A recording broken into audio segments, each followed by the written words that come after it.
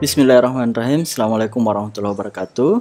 Selamat datang di kelas anatomi bersama saya Susaldi.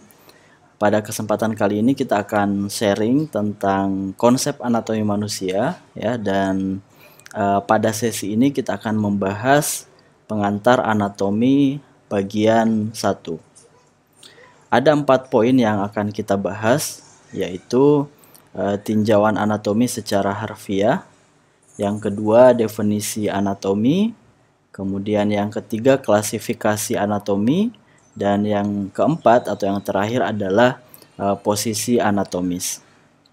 Baik, kita akan mulai dengan tinjauan anatomi. Jadi secara harfiah istilah anatomi ini berasal dari bahasa Latin yang terdiri dari 2 kata, yaitu ana yang artinya bagian dan tomi atau tomos yang artinya potongan ya. Dan secara definitif anatomi adalah cabang dari ilmu biologi yang mempelajari tentang struktur tubuh baik secara keseluruhan maupun bagian-bagian tubuh, serta mempelajari hubungan antara bagian tubuh yang satu dengan bagian tubuh yang lainnya. Nah, secara analogi, sistem maupun struktur tubuh kita ini layaknya sebuah puzzle ya, yang disusun sedemikian rupa dan memiliki hubungan atau keterikatan antara bagian yang satu dengan bagian yang lainnya. Poin ketiga dari pembahasan kita adalah klasifikasi anatomi. Jadi klasifikasi anatomi manusia ini dibedakan menjadi 3 bagian, yaitu yang pertama anatomi mikroskopis, anatomi makroskopis, atau bisa juga disebut dengan gross anatomy, dan yang ketiga adalah anatomi perkembangan atau biasa diistilahkan developmental anatomy. Anatomi mikroskopis yaitu mempelajari struktur dari bagian tubuh yang sifatnya mikroskopis atau kita tidak dapat melihatnya dengan mata telanjang, sehingga kita menggunakan alat bantu mikroskop ya untuk melihat bagian-bagian tersebut. Nah, bentuk pemeriksaannya ada 2, yaitu pemeriksaan secara sitologi dan histologi. Sitologi mempelajari suatu sel atau anatomi sel, dan histologi mempelajari suatu sistem jaringan. Selanjutnya klasifikasi yang kedua adalah anatomi makroskopis atau diistilahkan dengan gross anatomy, yaitu struktur tubuh manusia yang dipelajari secara makro atau besar ya, dan dapat terlihat dengan mata telanjang. Nah, ada 2 pendekatan pada bagian ini, yakni pendekatan regional dan pendekatan sistemik.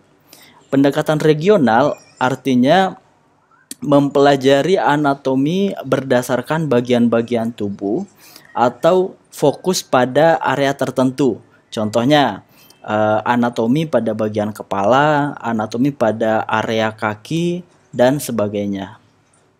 Sedangkan pendekatan yang kedua yaitu pendekatan sistemik, yaitu mempelajari anatomi berdasarkan sistem-sistem tubuh. Nah, kita ketahui bahwa suborganisasi dari tubuh kita adalah sistem-sistem tubuh, seperti sistem otot dan tulang atau dikenal dengan sistem muskuloskeletal, sistem pencernaan atau sistem gastrointestinal, dan juga sistem tubuh lainnya yang akan kita bahas pada materi sistem tubuh manusia. Dan klasifikasi yang ketiga adalah anatomi perkembangan atau developmental anatomy, yaitu mempelajari anatomi berdasarkan perubahan dan perkembangan dari suatu struktur tubuh. Contohnya embriologi atau perkembangan janin, kemudian contoh lainnya regenerasi sel, dan sebagainya. Poin yang keempat adalah posisi anatomis.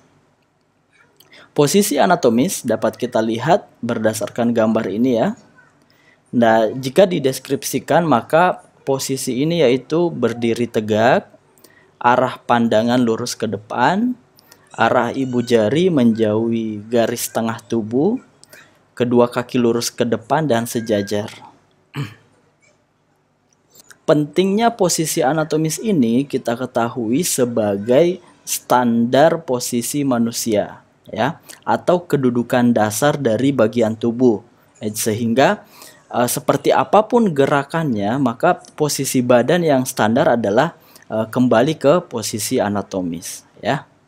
Nah, itulah 4 poin yang mungkin bisa kita sharing untuk kesempatan kali ini. Mudah-mudahan bermanfaat untuk kita semua. Dan sampai jumpa di materi anatomi berikutnya. Assalamualaikum warahmatullahi wabarakatuh.